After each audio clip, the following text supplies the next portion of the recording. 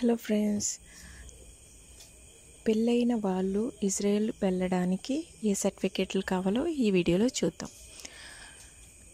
Indian passports హస్బెండ్ది and అలాగే వైఫ్ది.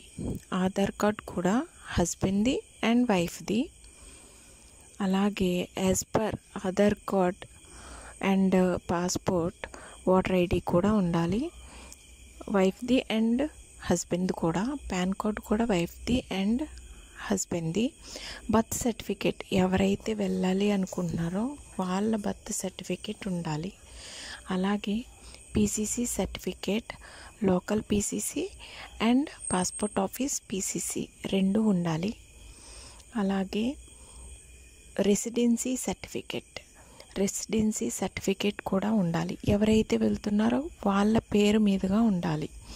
అలాగే ఎవరైతే వెళ్తున్నారో వాళ్ళ తల్లిదండ్రుల వాళ్ళ పేరెంట్స్ ఆధార్ కార్డ్ మరియు ఓటర్ కార్డ్.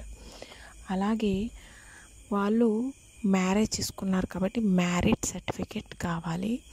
అలాగే మ్యారేజ్ సపోర్టింగ్ లెటర్ కూడా కావాలి. వాళ్ళ పిల్లలు ఉంటే పిల్లల ఆధార్ కార్డ్ అండ్ వాళ్ళ బర్త్ సర్టిఫికేట్స్ ఉండాలి. అండ్ అఫిడవిట్స్ కావాలి. అవి లాయర్ దగ్గరకు వెళ్తే ఇస్తారు. సెల్ఫ్ అండ్ మ్యారేజ్ అండ్ పేరెంట్స్వి. అండ్ అలాగే యాజ్ యూజువల్గా కేర్ టేకర్ సర్టిఫికేట్ ఉండాలి. కేర్ గివర్ కోర్స్ సెంటర్లో మనం ట్రైనింగ్ అయితే వాళ్ళు మనకి సర్టిఫికేట్ ఇస్తారు. సో ఇవి ఎనఫ్ ఫ్రెండ్స్. Thank you.